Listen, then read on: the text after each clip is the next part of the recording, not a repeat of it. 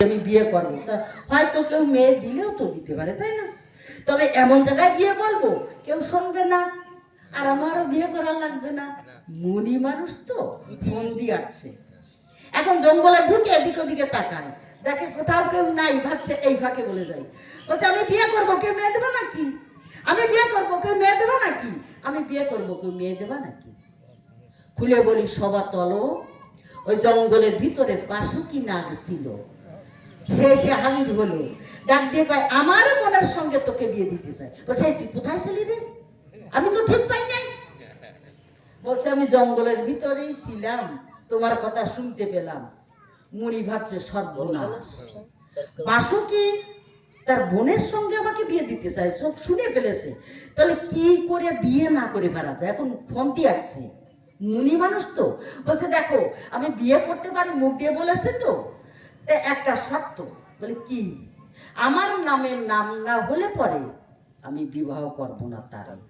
তার মানে বলে আমার নাম যা, আর যাকে বিয়ে করব তার নামের সাথে নামটা যদি মিলে যায় বিবাহ করব সুনিশ্চয়।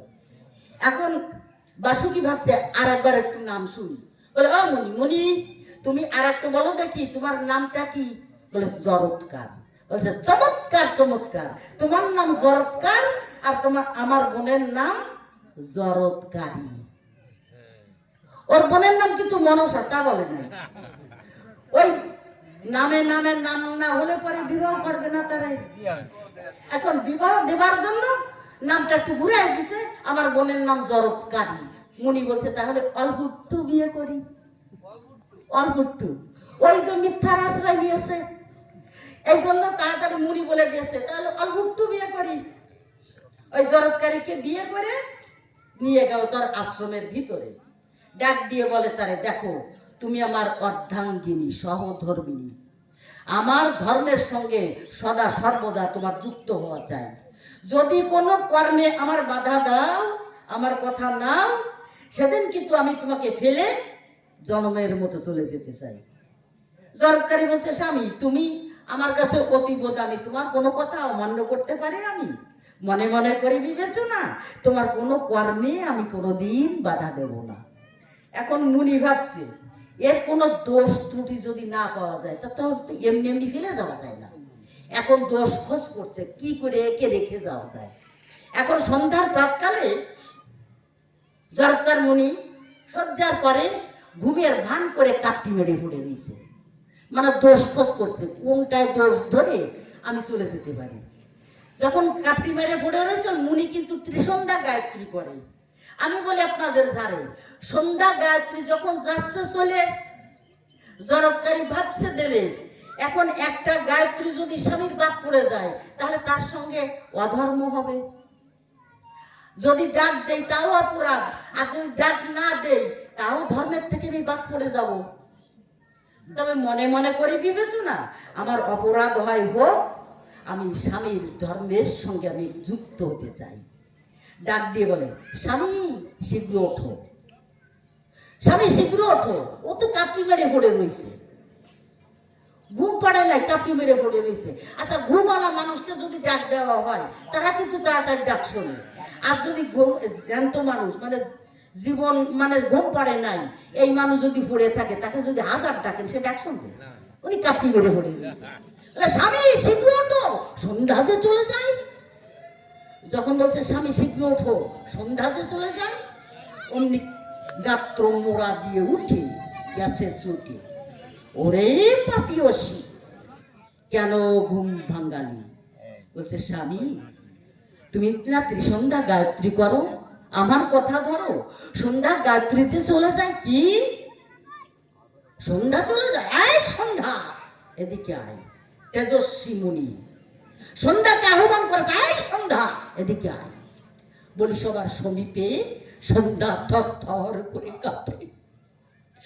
মুনি ঠাকুরের সম্মুখে এসে দাঁড়ায়, ডাক দিয়ে কয় পিতা তুমি আমাকে ডাকলে কেন? মুনি বলছে আমারে বল দেখি তুই আমাকে ফেলে যাচ্ছিলি নাকি? সন্ধ্যা ডাক দিয়ে যুক্ত করে বলেছে মুনির গোচরে, পিতা তোমাকে ফেলে যাবার সাধ্য কখনো আমার নাই। কেন ঘুম ভাঙ্গালি? এই অপরাধে আমি তোকে ফেলে যেতে চাই। সেদিন জরৎকারী বলেছিল, স্বামী তুমি আমাকে ফেলে যাও, এতে আমার আপত্তি নাই, সংসারে আমি কি নিয়ে কাটাই। জরৎকার বলেছিল, কি চাস? বলেছিল, চাই একটা ছেলে। ও ছেলে, কথা নিবি? এই মুহূর্তে আমার সম্মুখে উলঙ্গিনী হয়ে দাঁড়াবি, অন্তরে আছে ভাবো, আমি তোকে সন্তান দেব। জরৎকারী উলঙ্গিনী হয়ে মুনি ঠাকুরের সম্মুখে যখন দাঁড়ালো, খুলে বলি সবার ধার, মুনি ঠাকুরের শরীরে নাই এক বিন্দু বিকার, কোনো বিকার না। বলছে, আরো কাছে আয়, আরো কাছে আয়, আমি তোকে সন্তান দিতে চাই। যখন কাছে এলো, বাম হাতের কনিষ্ঠ অঙ্গুলি দিয়ে জরৎকারীর নামই বলে স্পর্শ করিয়ে বলেছিল, স্বস্তি। জানেন যত জ্ঞানী দলে ওই মুনি ঠাকুরের স্পর্শের বলে ওই গর্ভে জন্ম নিল ছেলে, তার নাম হলো মুনি আস্তিক। তাই শাস্ত্রে লেখা আছে, আস্তিকস্য মুনির মাতা বগ্নি বাসুকিস্তথা জরৎকার ও মুনির পত্নী মনসা দেবী নমস্তুতে। এই জরৎকার মুনি যদি বাম হাতের কনিষ্ঠ আঙ্গুলি দিয়ে সন্তান দিতে পারে, আর তোমার বউ তোমার কাছে চাইলো ছেলে, ছেলে না দিয়ে মা বলে ঢপাস করে পড়লে, জানতো বোর বাপ বলে, মা আমি ক্ষমা চাই, বৌরি মা বললে কেন, এর ভালো জবাব আনো। আর এই জগতে তুমি সংসার ধর্ম ত্যাগ করে পড়ে রয়েছ দক্ষিণেশ্বরে, তোমার গর্ভধারিণী মা বাসি আছে না, সেই মায়ের সেবা করো, কথা ধরো, সেই মাকে খাওয়া ভরা দাও, তাহলে তোমার জীবনে দম্ভ হবে। এর আগে তোমার দম্ভ হওয়ার কোনো কায়দা নাই। তোমাকে জানাই, এই মাকে ত্যাগ করলে কোন কায়দায়, মাকে ত্যাগ করে দক্ষিণেশ্বরে আসো কেন, এর জবাব আনো। এই 4টি প্রশ্ন করে গেলাম তোমার গোচরে, আর দিয়ে দরকার নাই। আর না করে ইয়া হুয়া, শেষকালে দিয়ে ছোট্ট একটা ধুয়া। আমার প্রশ্নের আসলে জবানিকে আমি এইখানে টানতে চাই।